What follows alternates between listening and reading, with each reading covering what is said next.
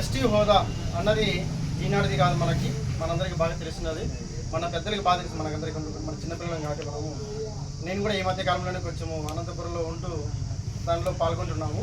దాని యొక్క సాధక బాధకాలు అంటే దాని కష్ట సుఖాలు కూడా మనకు బాగా తెలుసు కాబట్టి దాంట్లో ఉన్నటువంటి అనేక అంశాలు కూడా మనకి తెలుస్తున్నాయి. లాస్ట్ టైంలో మనకి చంద్రబాబు గారు ముఖ్యమంత్రిగా ఉన్నప్పుడు మనకి ఏమైందంటే అసెంబ్లీలో బిల్ పాస్ చేసి వాళ్ళు సెంట్రల్ గవర్నమెంట్కి పంపించినప్పుడు అక్కడ ఆ ఎస్టీ హోదా కమిటీ సభ్యులు అక్కడ ఉన్నప్పుడు వాళ్ళు ఒక మిలికి పెట్టి వీళ్ళంతా మైదాన ప్రాంతాల్లో ఉన్నారు, వీళ్ళంతా కూడా ట్రైబల్స్ లేరు, వాళ్ళంతా కూడా అంటే ముఖ్యంగా వాళ్ళు కొండ ప్రాంతాలు లేరు, వాళ్ళు మైదాన ప్రాంతాలు ఉన్నారు వాళ్ళంతా కూడా, కాబట్టి ఇది చెల్లుబాటు కాదని ఒక చిన్న మెరుగు పెట్టి వాళ్ళంతా కూడా రిటర్న్ చేయడం జరిగింది అని చెప్పారు. ఇలా చేయడం వల్ల ఏమైందంటే మనకి దాన్ని మళ్ళీ మనము ప్రూవ్ చేసుకోవాలన్నమాట. లేదు మేమంతా వెనకబడినాం, బ్యాక్వర్డ్ క్లాస్, మేమంతా కూడా మేము చాలా పేదరికంలో ఉన్నాము, మా ఇలాంటి వాల్మీకులందరినీ కూడా ఎస్టీ హోదాలో చేర్చాలని మళ్ళీ మన ఉద్యమాలు మళ్ళీ చేపట్టాం.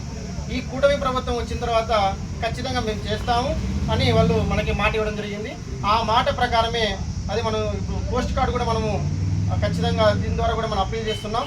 2019లో కర్నూలులో మనకి నరేంద్ర మోదీ గారు మనకు మాట ఇచ్చారు కాబట్టి ఆ మాట ప్రకారం మీరు చేయండి అని మనం అడుగుతాం తప్ప వేరే కాదని చెప్పడం. కాబట్టి దాని ప్రకారం మనమంతా కూడా పోరాటం చేయాలి. ఏ ప్రాంతాల్లో మన వాళ్ళు ఎక్కువగా ఉంటారో ఆయా ప్రాంతాల్లోనే కొంచెం మొబైలైజ్ చేసుకొని చేస్తే కొంచెం బెటర్గా ఉంటుందని చెప్పడం. చాలామంది రావడం లేదు, అది మనకి బాగా తెలుస్తూ ఉంది.